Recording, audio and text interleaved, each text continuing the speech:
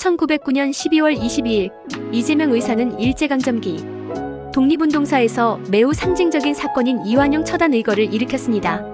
당시 이완용은 을사늑약 1905년과 정미칠 조약 1907년을 주도하여 조선을 일본의 식민지로 전락시키는데 핵심적인 역할을 한 대표적인 매국노로 민족의 배신자로 여겨졌습니다. 의거의 배경: 이재명은 경기도 안성 출신으로 을사늑약 이후 나라를 팔아넘긴 이완용과 같은 매국노에 대한 분노로 독립운동에 뛰어들었습니다. 그는 비밀 결사 조직인 대동단에 가입해 독립운동에 헌신했고 특히 이완용 처단이라는 과업을 스스로 맡기로 결심합니다. 이는 당시 국민들 사이에서 이완용에 대한 적개심이 극에 달한 상황에서 민족적 울분을 행동으로 옮긴 사건이었습니다. 사건의 전개: 1909년 12월 22일 이재명은 명동성당에서 미사를 마치고 나오는 이완용을 기다리고 있었습니다.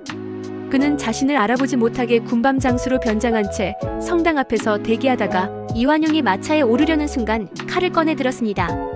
이재명은 이완용, 너는 나라를 팔아먹은 죄인이니 죽어야 한다 라는 외침과 함께 이완용을 찔렀습니다. 이완용은 치명상을 입었지만 곧바로 병원으로 옮겨져 목숨을 건졌습니다. 그러나 그의 상처는 심각하여 평생 말할 때마다 쌕쌕 소리가 났다고 전해집니다. 이는 폐가 손상되어 생긴 소리로 그의 배신자 이미지를 더욱 깊게 각인시켰습니다. 체포와 당당한 태도: 이재명은 현장에서 체포되어 이완용의 집으로 끌려가 조사를 받았습니다. 조사 과정에서도 그는 전혀 두려워하지 않았으며 담담하고 당당한 태도로 자신의 행동의 정당성을 피력했습니다. 그는 신문 중 담배 한 개를 요구하며 더러운 냄새가 나니 담배 한 개 피 가져오라 라고 말하는 등 자신이 두려움 없이 의거를 감행했음을 분명히 했습니다.